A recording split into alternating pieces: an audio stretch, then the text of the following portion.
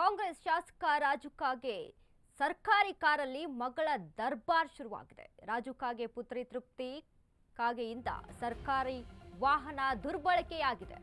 ಕಾಂಗ್ರೆಸ್ ಶಾಸಕ ರಾಜು ಕಾಗೆ ಸರ್ಕಾರಿ ಕಾರಲ್ಲಿ ಮಗಳ ದರ್ಬಾರ್. ರಾಜು ಕಾಗೆ ಪುತ್ರಿ ತೃಪ್ತಿ ಕಾಗೆಯಿಂದ ಸರ್ಕಾರಿ ವಾಹನ ದುರ್ಬಳಕೆ. ಬೇರೆಲ್ಲೂ ಇಲ್ಲದ ಎಕ್ಸ್ಕ್ಲೂಸಿವ್ ದೃಶ್ಯ ಅಶ್ವವೇಗ ನ್ಯೂಸ್ನಲ್ಲಿ.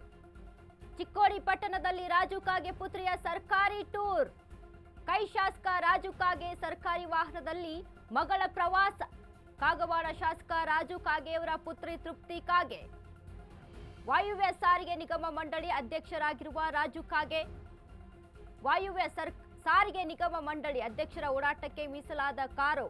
ಅಶ್ವವೇಗ ನ್ಯೂಸ್ ಕ್ಯಾಮೆರಾದಲ್ಲಿ ಎಕ್ಸ್ಕ್ಲೂಸಿವ್ ವಿಡಿಯೋ ಇದು. ಸರ್ಕಾರಿ ವಾಹನದಲ್ಲಿ ಕುಟುಂಬಸ್ಥರ ರಾಜಾರೋಷ ಸಂಚಾರ. ಎಷ್ಟು ಸರಿ ಇದು? ಕೈ ಸರ್ಕಾರದಲ್ಲಿ ನಾಯಕರ ಮಕ್ಕಳ ದರ್ಪ ದೌಲತ್ತು ಹೆಚ್ಚಾಗಿದೆ.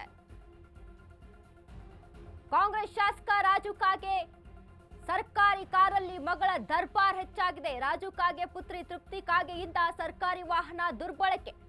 ಬೇರೆಲ್ಲೂ ಇಲ್ಲದ ಎಕ್ಸ್ಕ್ಲೂಸಿವ್ ದೃಶ್ಯ ಅಶ್ವವೇಗ ನ್ಯೂಸ್ನಲ್ಲಿ ಲಭ್ಯ. ಚಿಕ್ಕೋಡಿ ಪಟ್ಟಣದಲ್ಲಿ ರಾಜು ಕಾಗೆ ಪುತ್ರಿಯ ಸರ್ಕಾರಿ ಟೂರ್.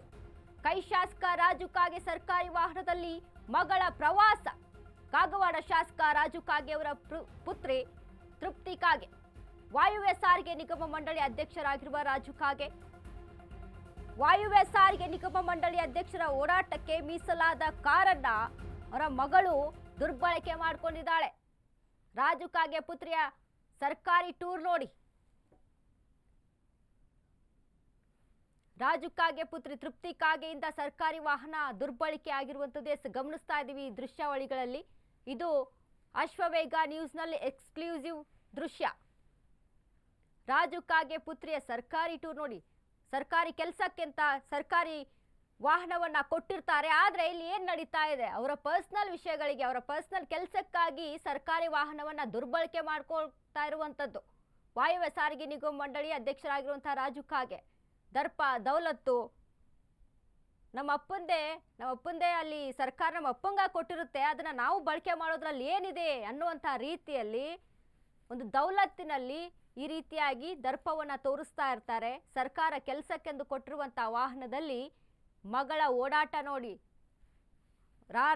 ರಾರಾರಿಸ್ತಾ ಇದ್ದಾಳೆ. ರಾಜಾರೋಷವಾಗಿ ಸರ್ಕಾರಿ ವಾಹನದಲ್ಲಿ ಓಡಾಟವನ್ನು ನಡೆಸಿದ್ದಾಳೆ. ರಾಜು ಕಾಗೆ ಪುತ್ರಿಯ ಸರ್ಕಾರಿ ಟೂರ್